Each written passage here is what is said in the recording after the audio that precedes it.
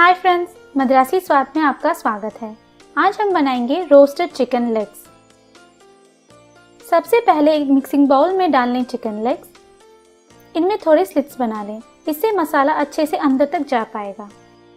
अब डालें आधा छोटा चम्मच हल्दी और अच्छे से मिला लें।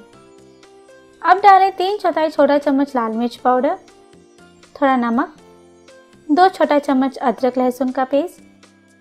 इस पेस्ट को बनाने के लिए मैंने यूज़ किया है 1 तेज़पत्ता, 1 इंच दालचीनी, 3 टुकड़े अदरक के, 10 से 15 लहसुन, 4 इलायची, 1 चक्रफूल, 6 लौंग, आधा छोटा चम्मच काली मिर्च और इन्हें स्मूथ पेस्ट होने तक पीस लें। आप बचे हुए पेस्ट को अपने बिरयानी रेसिपीज में यूज़ कर लें। अब डालें 1 छोटा चम्मच दही, अच्छे से मिला लें। अब इसमें डालें आधा छोटा चम्मच नींबू का रस और एक और बार अच्छे से मिला लें। अब इसे 30 मिनट के लिए मैरिनेट कर लें।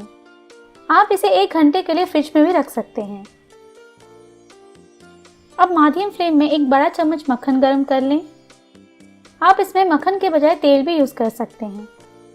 मक्खन में रोस्ट करने से आपको क्रिस्पी गोल्डन कलर मिलेगा।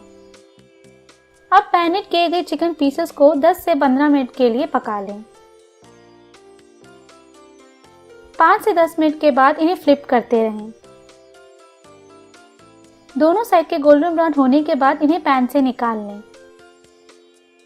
रोस्टेड चिकन लेग्स तैयार है।